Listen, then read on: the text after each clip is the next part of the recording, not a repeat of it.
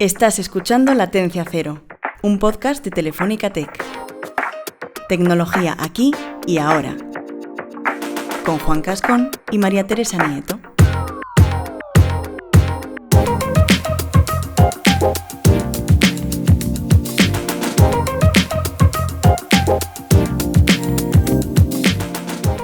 Buenos días, buenas tardes, buenas noches. Soy yo, Maritere, y os doy la bienvenida a un episodio más de Latencia Cero, que normalmente la suele hacer Juan, pero que no quiere hablar conmigo. No, sí quiero hablar, pero necesito un momento. Pero, ¿qué es eso de que necesitas un momento? Es que hemos empezado a grabar... Quítame la música un momento. Y Maritere me ha pillado un poco a contrapié porque me ha dicho, ¿y si con la tecnología automatizáramos el podcast y fuese una inteligencia artificial la que escribiese los guiones? Y digo, bueno, pues si tan lista es la inteligencia artificial, que también presente ella, ¿no? Venga, que presente ella. O sea, si yo no hago falta, yo me voy. Que no. Que yo lo que te planteaba es un caso hipotético y algo experimental. A ver qué haría la inteligencia artificial si fuese un guión más divertido, más neutro. Una prueba de concepto. Empezamos con una prueba de concepto, que es como empezamos en el mundo tech, a ver si las cosas son viables y luego ya vamos viendo. Pero bueno, hablando de inteligencia artificial, ¿qué opinas? ¿De la inteligencia artificial en general? Sí. Por cierto, ya podemos poner la música, ¿eh? Pues, a ver, antes de nada de decir que a mí, con inteligencia artificial, lo primero que se me viene a la cabeza es la peli de Spielberg, esta de que es un niño, que es un robot, pero está programado para amar, tal. Bueno, pues esta peli yo la vi hace unos cuantos años y se me quedó... O sea, tengo como escenas muy grabadas en la cabeza, que yo creo que por lo pequeño que era, precisamente se me quedó tan grabada, ¿no? Porque eran cosas como muy futuristas y tal, pero al mismo tiempo, lo que es la película en sí, la historia, no tengo ni idea de lo que iba. O sea, ahora lo sé porque la he leído y tal, pero... No sé, por ejemplo, recuerdo que había un robot así tipo humanoide, porque en esa peli era todo un poco así humanoide, que se podía cambiar el color del pelo. Como que se sustituía de repente el pelo tipo Playmobil, ¿sabes? Sí, o como las Barbies cuando las mojas en agua y se le cambia el color del pelo. Un poco, por ejemplo, sí. ¿Cuál era la pregunta? Eso te iba a decir, ¿qué opinas de la inteligencia artificial? Ah, vale, sí. Pues nada, a ver, yo creo que es útil a la hora de pues automatizar ciertos procesos. Luego, bueno, lo que hemos hablado muchas veces, el tema de encender, apagar las luces de tu casa con comandos de voz o poner música. A ver, yo soy un poco más clásico en ese sentido, pero he de reconocer que es algo que mola, ¿no? O sea, como dices, joder, qué guay, no tienes ni que tocar el interruptor. Aparte de cómodo, claro. Y luego, los algoritmos de las plataformas de streaming, por ejemplo, es un caso que me parece bastante interesante. Pues para recomendarte música, series, etcétera. Yo, desde luego, alguna banda o alguna canción sí que he descubierto gracias a estos algoritmos. Pero aún así creo que la inteligencia artificial es algo muy amplio y cuanto más conocimiento tengamos, pues mejor podremos formarnos una opinión sobre ella, yo creo. Vamos, eso es mi respuesta, no sé si te vale. Sí, o sea, súper acertada. Yo pensaba que me ibas a decir que iba a ser algo futurista que nos va a robar el trabajo a todos y... va a empezar a pensar por sí misma y no va a destruir el mundo, pero la verdad que es que la definición que has hecho y los casos de uso en la que se aplica están súper acertados con lo que realmente sucede en la realidad. A ver, también es que me lo he estudiado un poco, ¿eh? Ah, bueno, se nota, ¿eh? Has hecho los deberes. He hecho los deberes, sí. Bueno, pues mira, hoy vamos a hablar sobre este tema del conocimiento sobre la inteligencia artificial y la tecnología en general y también de otros conceptos que podemos aplicar a ella, como son, por ejemplo, la confianza o la explicabilidad, que es un concepto del que hablaremos con nuestra invitada de hoy, que es Lucía Ortiz de Zárate, investigadora en ética y gobernanza de la inteligencia artificial en la Universidad Autónoma de Madrid y también investigadora asociada en el Círculo de Bellas Artes. Por cierto, una azotea preciosa que tiene. Efectivamente. Preciosa. Física y filósofa de formación, Lucía escribe artículos en revistas, en prensa generalista y especializada y da muchas conferencias en las que aúna pues todas estas disciplinas. Así que, Maritere, vamos a ver qué nos cuenta, ¿no? Lucía, bienvenida a Latencia Cero. Bienvenida. Bueno, muchísimas gracias a los dos, Juan, Maritere, por invitarme. Es un placer estar aquí. Bueno, el placer es nuestro. Sí, la verdad es que... Para empezar, Lucía, en la sociedad occidental actual, ¿dirías que es posible vivir sin tecnología? ¿O te lo planteo de otra manera? ¿Dirías que es necesaria para vivir? Yo creo que es una pregunta complicada, pero yo creo que sí, indiscutiblemente. Creo que llevamos décadas trabajando y moviéndonos en esa dirección.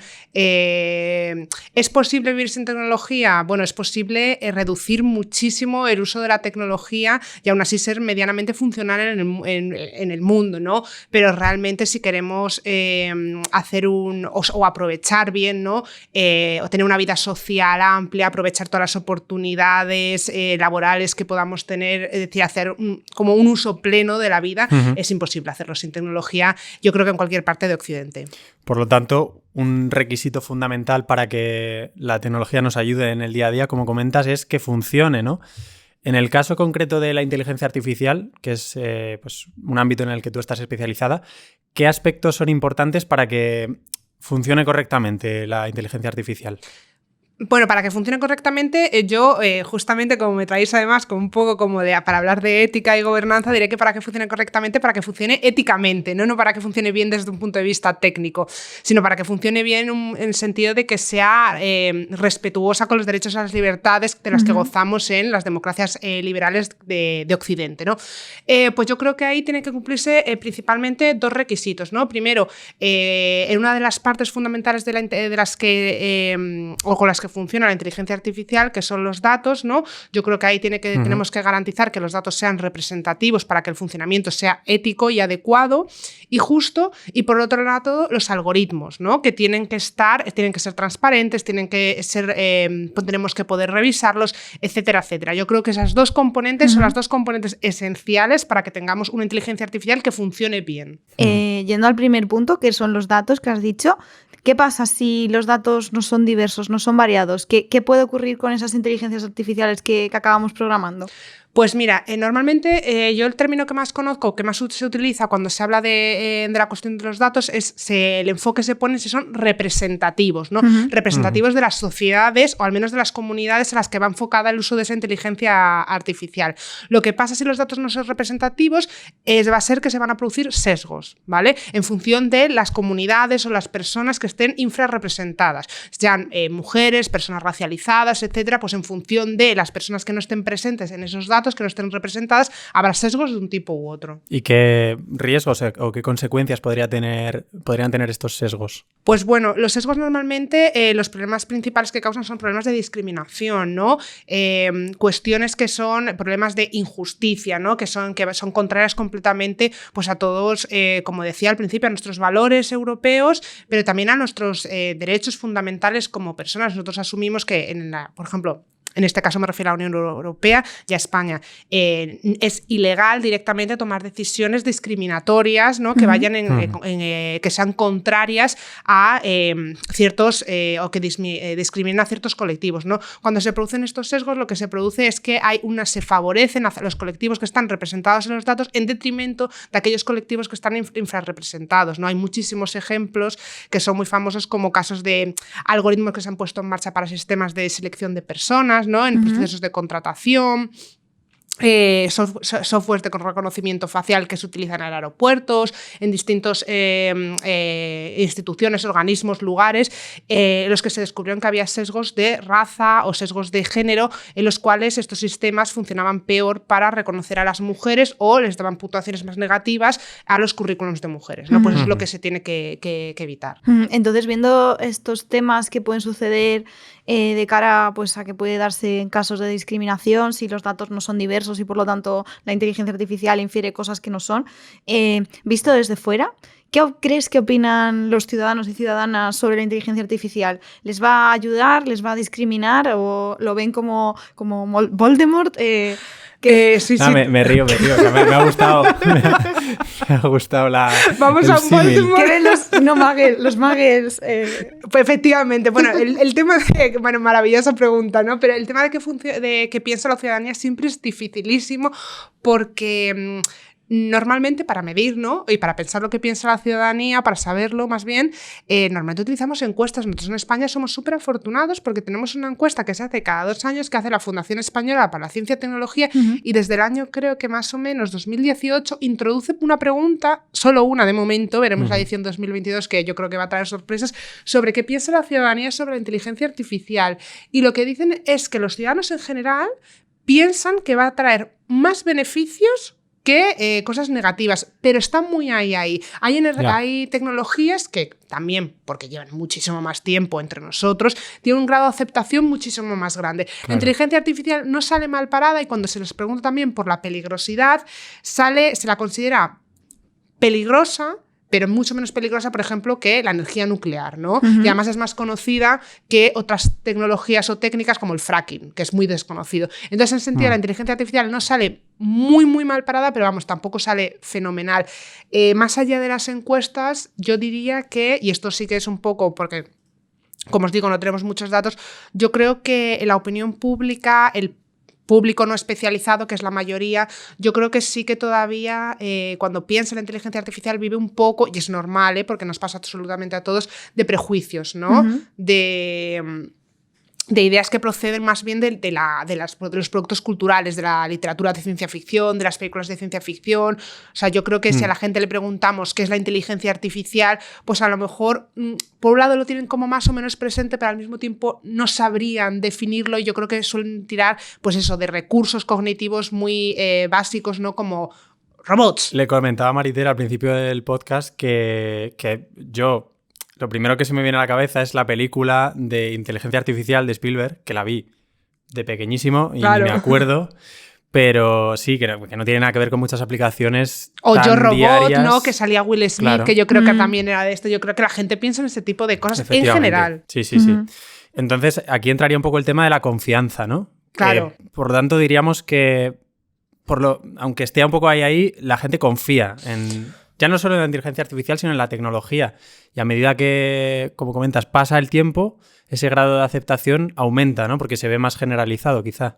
Simplemente por el uso, a lo mejor. Claro, yo creo que hablar de confianza es un concepto complejísimo que a mí personalmente me encanta, pero nosotros, por ejemplo, en filosofía y en ciencias sociales es difícil trabajar con el concepto de confianza porque tiene muchísimas aristas y tienen que ver muchas cosas que decíais, ¿no? Obviamente, el uso y de que algo se conozca genera, si funciona medianamente bien, genera confianza. Obviamente, pues la introducción de, yo qué sé, al principio incluso los teléfonos móviles para las personas mayores generaban desconfianza, ¿no? O la administración electrónica en muchos casos también generaba desconfianza.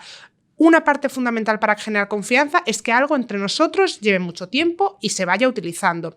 Ahora bien, no es suficiente, ¿no? También puedes conocer algo y si funciona mal te genera más desconfianza. Entonces, en ese lado, efectivamente, el estar acostumbrado y el conocimiento es importante, pero también vivimos un momento, yo creo que un poco complejo. La tecnología en general, aunque es difícil hablar de la tecnología en general, porque no es lo mismo, por ejemplo, la energía nuclear o los usos que está la energía nuclear, como decía, que el fracking, que los aerogeneradores. Una rueda. Que el IoT, o sea, en plan, son cosas completamente distintas, ¿no?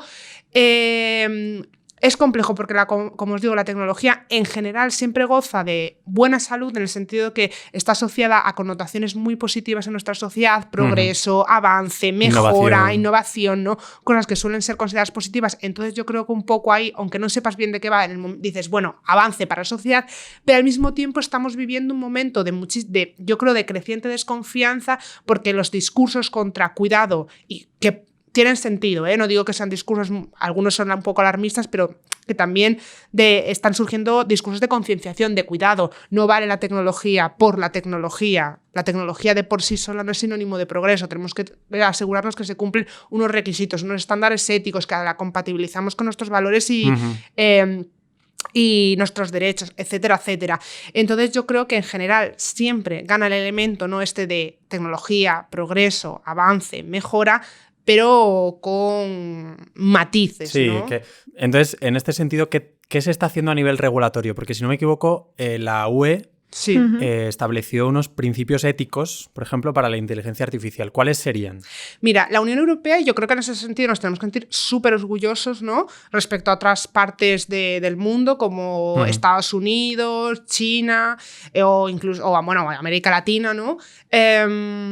Europa lleva mucho, la Unión Europea lleva desde el año 2018 trabajando por una estrategia común de inteligencia artificial en la que empezó como un planteamiento para generar un marco ético común en la Unión Europea en el que poder marcar unos principios éticos que sirviesen de estándares básicos para todos los países de la Unión y que se compartiesen, que son, si no me equivoco, porque lo digo de memoria, justicia, explicabilidad, autonomía y el principio del no daño, ¿vale? O sea, asegurarse que la inteligencia artificial, el del tipo que sea, ¿no? Desde un chatbot hasta un software de reconocimiento facial, hasta llegado el momento, un robot asistente podría ser, primero, no nos cause ningún daño físico ni moral, nos respete nuestra autonomía, ¿no? Que esto es una cosa de la que a veces no se habla lo suficiente, ¿no? Pero que respete nuestra libertad, que no nos condicione hasta el punto de dejar nuestra autonomía, nuestra capacidad de decisión al mínimo, que sea explicable, es decir, como para generar confianza, que la gente la entienda y que sepa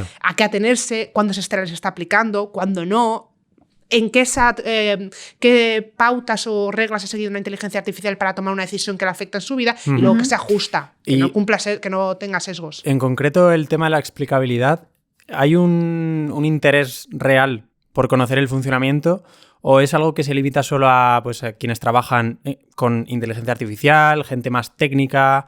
Yo creo que el tema de la explicabilidad es un tema que a mí me encanta personalmente y me parece de los más importantes, los más interesantes, porque tiene mucho que ver con la confianza, ¿no? Que es un tema, como decías, para mí fundamental, porque ¿de qué te sirve invertir millones y millones de euros de tu presupuesto si tú estás implementando algo que la ciudadanía va a rechazar? Que nunca va a acabar sucediendo tal cual, porque al final, si tú te empeñas en implementar inteligencia artificial, la ciudadanía lo acabará comprando, pero no es una cosa de que lo acabe asumiendo la ciudadanía a regañadientes, sino que desde el principio le venga como algo amable, ¿no? Ya la explicabilidad es fundamental. Creo que se la están tomando en serio. Creo que a nivel técnico, sí. Creo que las instituciones públicas y los gobiernos a veces no son conscientes de lo importante que realmente es, ¿no? No se trata de que... porque la explicabilidad es un concepto complejo, ¿no? Y tiene que ver con que hacer la inteligencia artificial entendible. Es decir, si yo, por ejemplo, para mi entrada en el acceso a la universidad se me aplica un sistema de inteligencia artificial que va a determinar si voy a entrar o no, y a mí no me cogen, y yo digo, bueno, puedo estar incluso de acuerdo. Digo, mira, no vengo a contestarte la decisión, pero quiero saber ¿por qué no me has cogido? Claro. O sea, como se le preguntaría a una persona, yo tengo derechos, o sea, no vale con que la inteligencia artificial sea transparente y me digan, toma, aquí el algoritmo toma los datos. Estúdiate el algoritmo. Claro, y digo, es que hay personas con conocimiento técnico claro, que no podían. Es que tengo que ser capaz, sin hacer un esfuerzo descomunal, porque tiene que ser accesible a toda la ciudadanía, y es un reto importante a toda la ciudadanía con un nivel educativo completamente desigual.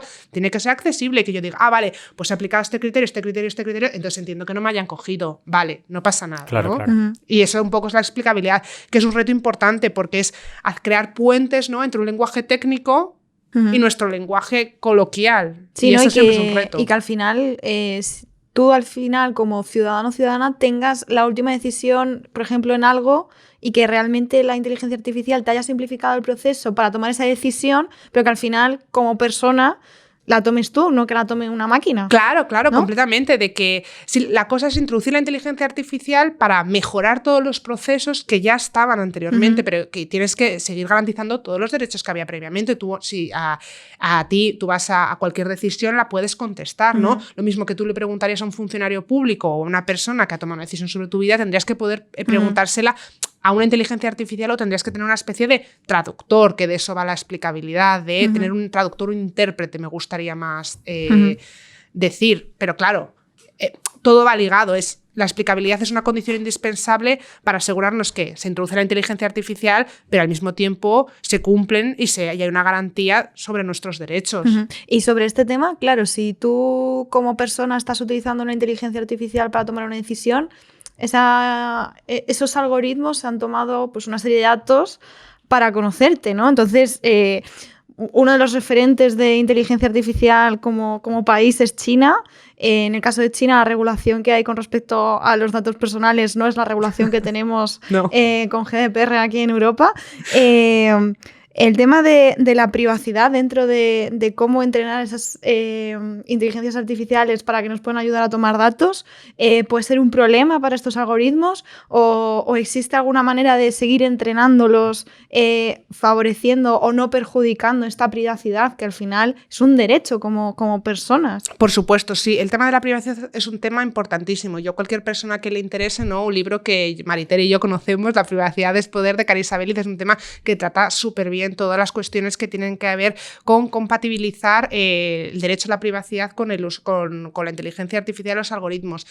Creo que es posible, creo que es muy, muy, muy difícil, ¿no? Y ahí tenemos todas las propuestas de Carissa, de la profesora Subog de la Universidad de Harvard, hablando del capitalismo de la vigilancia, ¿no? Como realmente que ellas vienen a decir que realmente es muy, muy complicado, o al menos no se ha hecho hasta ahora, compatibilizar ese uso sistémico de algoritmos para tomar decisiones cada vez más en todos nuestros ámbitos de nuestra vida y al mismo tiempo mantener el derecho a la privacidad, ¿no? Posible es, pero hay que hacer, yo creo que mucho todavía más esfuerzos de los que se están haciendo, de no solo anonimizar los datos, que no, porque eso se da un poco por sentado, sino muchas veces, aunque los anonimices, cuando tú tienes muchísimos sistemas tecnológicos interconectados, ¿no? Ahí están las cosas del IoT, aunque tú los tengas anonimizados a través de un sistema, si lo estás recogiendo de otras cosas, se pueden llegar a triangular. O sea, es realmente un campo que se necesita muchísimo, muchísimo estudio, porque además la privacidad no solo es la cuestión de la privacidad, sino que liga con lo que os decía al principio, ¿no? De uno de los principios éticos que plantea la Unión Europea, que es el principio, ¿no? Y el respeto por la autonomía humana. Cuando tú no tienes privacidad, cuando tienen demasiados datos tuyos, entonces es como si el recomendador de Netflix te dice, oye, ¿por qué no ves esta película en vez de esta? Pero si tú ese recomendador no está aplicado a Netflix y te está diciendo, por ejemplo, dentro de no sé cuántos años, oye, ¿por qué no estudias esta carrera en vez de esta? ¿Por qué no te presentas esta oferta de trabajo en vez de esta? ¿No?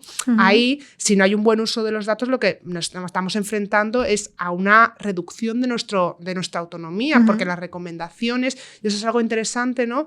Cuando hablábamos de sesgos, no solo tienen sesgos las máquinas, también los tenemos las personas. Hay, por ejemplo, en psicología que se ha estudiado el sesgo de automatización, que yo no sé si lo conocéis. Es un sesgo según el cual las personas tendemos a confiar más en las decisiones de las máquinas que las nuestras, porque tenemos tan asumido. Uy, yo en eso no estoy de acuerdo, Lucía. Pues yo al recomendador de Netflix no le hago ni caso. Maritere, es que tú eres una máquina. Maritere es la propia máquina, ¿no? No, pero pues me parece fenomenal, pero realmente hay estudios de psicología que muestran que la mayor parte de la gente dice, pues ostras, la máquina sabrá, ¿no? Me está recomendando esto, claro. Y muchas veces lo hacemos de forma crítica. Una calculadora. Efectivamente, tú no te planteas. Sí, ¿no? Uno más a ver, uno. iba un ejemplo un poco burdo, pero...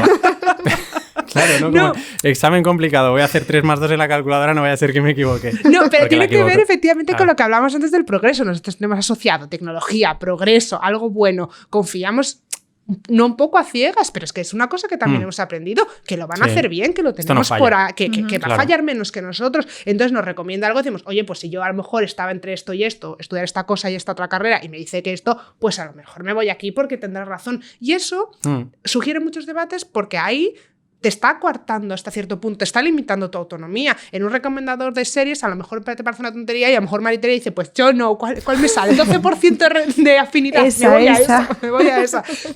Pero te está al mismo tiempo, o sea, si tú no le haces caso y no eres Maritere y eres el resto de las personas, pues a lo mejor te está marcando un sendero de dependencia y te está limitando las posibilidades de explorar, y eso está muy ligado a la privacidad. Enlazando un poco con esto, ¿tú crees que es posible trasladar un poco la cultura, el pensamiento, todas esas variables, digamos, muy humanas a los algoritmos? O sea, que tengan en cuenta cosas, pues eso, el humor, ¿no? Cosas que se tratan mucho, pues toda esa parte de sentimientos, que es la más complicada. Sí, bueno, es un tema interesantísimo, ¿no? Porque, vamos a ver, yo... no sé si quiero decir la palabra fe, pero yo creo que la tecnología y que sobre todo nuestros investigadores e investigadoras tienen una capacidad para que a lo largo del tiempo llegar a conseguir cosas insospechadas. Nada me hace pensar que a lo mejor dentro de X tiempo, no sé si poco o mucho, se consigan cosas efectivamente que ahora nos parecen imposibles, ¿no? Como es implementar cuestiones como el humor, la ironía, ¿no? Cosas que son como muy humanas. Independientemente de lo consigan, ¿no? Yo creo que ahí los debates son, por ejemplo, ahora se hablaba mucho, no estaba muy de moda, todo el tema de DALL-E, de esta inteligencia artificial. Yo he estado probándola. Que es súper chulo porque Sí. es increíble, ¿no? Y entonces se habla todo esto, ¿no? ¿Puede la inteligencia artificial crear una obra de arte? Pues es que, claro, perdonadme, yo que vengo de estudiar filosofía, no, pues en función de lo que consideres una obra de arte, si me dices que Claro, es claro. generar algo nuevo o incluso hacer una reproducción muy, muy parecida o idéntica en ciertos puntos, pues sí, pero a lo mejor, o sea, ahí tendríamos que valorar qué es la creación artística. A lo mejor hay cosas que puede reproducir una máquina, pero aún así no las consideramos que tengan el mismo valor o que lleguen a ser humanas. La creación artística es propia de las personas, por ejemplo, o puedes defender que no. También la interpretación, porque es que una cosa que, digamos, con cierta objetividad se puede considerar una obra de arte, a lo mejor hay alguien que dice, pues claro, yo aquí no veo... Es que son muchísimas cosas. Realmente yo creo que se puede que cualquier cosa de... O sea, volviendo al tema de si van a conseguir reproducir cuestiones humanas o propias de la ironía, el humor, etcétera, no lo sé, tengo esperanza. Y yo creo que es una cuestión de donde pongan el enfoque realmente nuestros ingenieros e ingenieras. Yo creo que lo que se han propuesto, en general, con más o menos éxito, más o menos tiempo, lo van consiguiendo. Yo creo que, de hecho, muchas de las cosas que nos ha conseguido ahora ha sido porque nos ha puesto el foco, ¿no? Muchísimas... si hablamos de cuestiones, ¿no? de, por ejemplo, de género, que tampoco me quiero adentrar mucho, pero muchísimas veces se habla de qué características puede reproducir la inteligencia artificial, ¿no? ¿Qué trabajos puede sustituir? Pues muchísimos, que pueden sustituir muchísimos más trabajos normalmente asociados a los hombres que a las mujeres. Por ejemplo, los cuidados son muy difíciles de sustituir, pero eso no es porque no se puedan sustituir o porque la inteligencia artificial algún día no fuese capaz, sino porque no nos hemos preocupado de programar e investigar eso. Pero es una cuestión de elección, no es una cuestión de que no se pueda llegar a hacer. Yo pienso que si ponemos el foco ahí, lo conseguiremos. Qué interesante. La verdad es que sí. Estamos entrando, yo creo, en una parte que tú también eres especialista, que es la filosofía, toda esta parte más filosófica de la tecnología. Y aprovechando, como digo, que sabes bastante del tema, ¿qué corrientes de pensamiento han surgido a raíz de esta relación, la relación del ser humano con la tecnología? O sea, al igual que, por ejemplo, el ser humano con la religión, y ha habido bastantes corrientes de... Bueno, hay distintas corrientes religiosas de pensamiento. ¿Existe algo relacionado así de...? Existen muchas cosas, porque la filosofía, ¿no? La ventaja que tenemos, la gente que nos dedicamos a eso, es que la tecnología... la filosofía es un campo... que te permite, ¿no? Menos encorsetado que las ciencias sociales, en este caso, ¿no? A expensas de que nosotros no tenemos ningún tipo de aspiración de ser una disciplina científica, ¿no? Perdemos toda la cientificidad, pero nos tenemos el margen de poder pensar sin ningún tipo de restricción sobre cualquier cosa. Entonces, hay discusiones sobre todo, ¿no? Yo muchas veces me río y digo, la filosofía es una discusión constante sobre definiciones, ¿no? Sobre decir, no, esto es así, no, la filosofía realmente es esto, no es esto, pero bueno. ¿Qué es la filosofía? ¿Qué es la filosofía? Claro. No, pero bueno, dejando eso un poco al lado, claro, reflexiones sobre la filosofía a raíz de la tecnología, bueno, es que hay sin fin, ¿vale? O sea, primero tendrías que empezar a hablar qué es la tecnología, porque ahí hay discusiones directamente filosóficas sobre qué es la tecnología, porque te dice, yo solo decía a mis alumnos que, porque te vi unas clases de una asignatura que se llama Ciencia y Sociedad, que es un grado chulísimo que tiene la Autónoma de ciencias, que no estudian una ciencia, o sea, no estudian biología o física, estudian ciencias en general, y como es un grado interdisciplinar, también tiene asignaturas de filosofía relacionadas con la tecnología. Yo, por ejemplo, una de las cosas que les planteaba a ellos, si me tuvierais que decir una historia de la tecnología, ¿qué me pondríais? Y me decían, la rueda. Y digo, ¿y qué tienen como una rueda con un coche? O con un iPhone. O sea, primero hay que definir eso. Normalmente de tecnología decir que puedes decir que efectivamente empieza con la rueda o que no, o que es un invento que aparece cuando aparece la ciencia moderna en el siglo XVII. O sea, ya para ahí ya tienes debates sobre qué es la tecnología. Luego, que tengan que ver más con la inteligencia artificial, tecnologías modernas, el transhumanismo, ¿no? Toda la corriente, yo no sé si la conocéis, que es el transhumanismo, que es una corriente filosófica, ¿no? Por decirlo de alguna forma, o incluso en algunos casos ya no filosófica, sino ideológica, en la que se teoriza, ¿no? Se piensa sobre la posible fusión de las máquinas con las personas para generar sujetos posthumanos, donde acaban, y entonces se reflexiona sobre dónde acaba nuestra humanidad y dónde aparece una máquina, o qué es lo que nos permite seguir seguir siendo humanos Ya. cuando nosotros apliquemos a nuestras personas, ¿no? Tecnologías de mejoramiento. O sea, si en algún momento somos cyborgs. Efectivamente, literalmente. Cuando empieza un cyborg y cuando dejas de ser una persona te conviertes en un cyborg, o cuándo te puedes mejorar, ¿no? Porque yo, por ejemplo, estoy operada de la vista. No consideremos, ¿no?, que soy aquí medio cyborg, ¿no? Pero No, imaginaros que... Yo creo que en esos casos Pero imagínate médicos, que te van poniendo... Hay Ya. microchips para gente que a lo mejor Sí. ha nacido ciega o que ha Ya. nacido sorda, y de repente le pones avances tecnológicos y de la medicina y de repente te implantan algo y puedes ver, ¿no? Pues eso se va llevando, eso lo consideramos como decimos, no hay a lo mejor casi ni debate, aunque sí lo hay, ¿eh? Pero Ya. en general decimos, no hay debate, te lo pone y ya está. Pero si eso lo vamos haciendo en más aspectos, ¿no? Y vamos introduciendo más tecnología para mejorarnos, lo digo entrecomillado porque lo que es mejor es muy, muy subjetivo. Ujú. ¿En qué momento? Ya. ¿Quieres más de máquina? ¿Has dejado tus facultades humanas, entre comillas, a un lado? Y luego, para terminar, ¿no? Luego hay muchísimas, o sea, la filosofía de la tecnología, el campo de la ciencia de la tecnología y la sociedad, que autorizan sobre relaciones, sobre ciencia, tecnología y sociedad, cómo ha influido la tecnología en la sociedad en la tecnología, o incluso revisitaciones de conceptos antiguos, como por ejemplo la libertad, ¿no?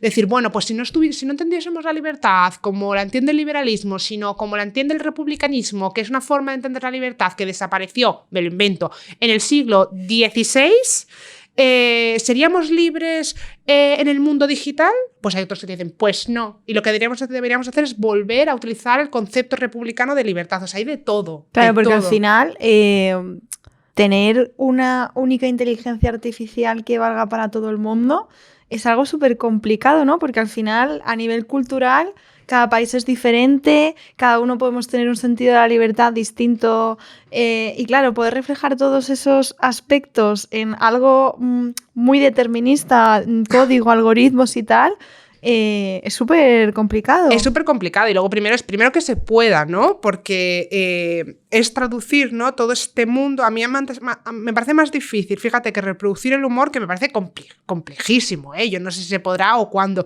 pero realmente el ejercicio que vamos a tener que hacer para traducir todos nuestros códigos éticos y morales a la tecnología, eso sí que va a ser un ejercicio, como decías tú, Maritere, ¿no?, dificilísimo, porque ahí es cuando, aunque lo tenemos claro, pero vamos a tener que poner sobre la mesa cuáles son nuestros verdaderos valores, porque no vale contenerlos en abstracto, sino que vamos a tener que a lo mejor picar código y decir, pues es que esto no se puede hacer, y entonces ahí te tienes que plantear un montón Me imagino, de en plan, cosas. esta línea de Python es ilegal, hay que borrarla.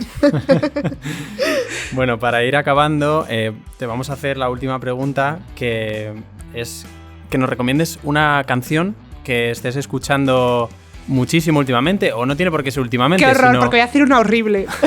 No pasa nada, aquí entran todas, porque de hecho es para nuestra playlist de Latencia Cero, que bueno, que está construida un poco entre canciones que metemos aquí desde el equipo y bueno, y las que seleccionan nuestros invitados e invitadas. Entonces dinos una que, pues eso, puede ser que estés escuchando mucho últimamente, que hayas escuchado siempre, que una que nunca se vaya, que escuches de vez en cuando. Bueno, estoy aquí llenando para darte tiempo para pensar. No, la tengo pensada porque es que además hay una canción que escucho muchísimo últimamente, la tengo clara, pero es un poco así. Pues mira, una canción que llevo escuchando además sin parar el último mes es The Real Slim Shady de Eminem. ¿De acuerdo? O sea, mítica.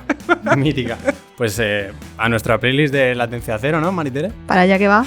Pues nada, esperamos que hayas estado cómoda. La verdad es que todo lo que nos has muchas contado gracias. ha sido súper interesante. Da para pensar muchísimo. Da para pensar y para otro episodio, diría. Sí, porque, sí. Vamos, seguro que nos ponemos a hablar y nos tiramos hasta mañana. Así que nada, muchísimas gracias. Gracias a Muchas vosotros, gracias. Maritere, Juan. Gracias, adiós. Bueno, pues muy interesante conocer el punto de vista que nos ha dado Lucía sobre la inteligencia artificial. La verdad que controla un montón. O sea, yo me he quedado, digo, esta tía sabe mucho. Sí, y además que no todo la tecnología son cosas técnicas, ¿eh? Que también podemos hablar de ¿Es filosofía. verdad? Sí, tienes una parte ahí filosófica bastante interesante. Yo es que me he sentido un poco como en el mito de la caverna de Platón, que lo que sucede con la inteligencia artificial son esas sombras que están sucediendo fuera y que el hombre que está en la cueva no es capaz de ver porque está de espaldas. Entonces, a lo mejor lo que necesitamos es darnos la vuelta, hacer un girito y empezar a ver qué está sucediendo con la inteligencia artificial que forma parte de nuestras vidas. Yo cuando íbamos hablando con Lucía me he imaginado a, pues eso, Platón, Aristóteles, tal, hablando en un ágora de inteligencia artificial, tecnologías que obviamente por esa época pues es que eran inconcebibles. ¿Qué dirían ahora? Pues estarían flipando seguro. Mira, yo creo que al próximo episodio traemos a Aristóteles y se lo preguntamos. ¿Viajamos en el tiempo? Bueno, quién sabe. Todo es posible, ¿no? Igual llegamos a ese momento, cuidado. Pues nada, la verdad es que, como decíamos, ha sido súper interesante hablar con Lucía. Esperamos que os haya gustado y nos vemos. Perdón, joder, siempre lo digo, nos vemos. Porque para mí es como, bueno, venga, nos vemos, tal. Pero en realidad nos escuchamos, sí. No quiero que esto se convierta como la coña recurrente, sí, porque no lo es. No, nos escuchamos. Pero nos escuchamos en el próximo episodio y hasta aquí, Latencia Cero. Adiós. Hasta luego.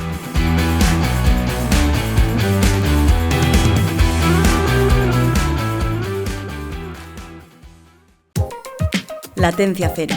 Tecnología aquí y ahora. Síguenos en Spotify, iVoox, Apple Podcasts y en telefonicatech.com.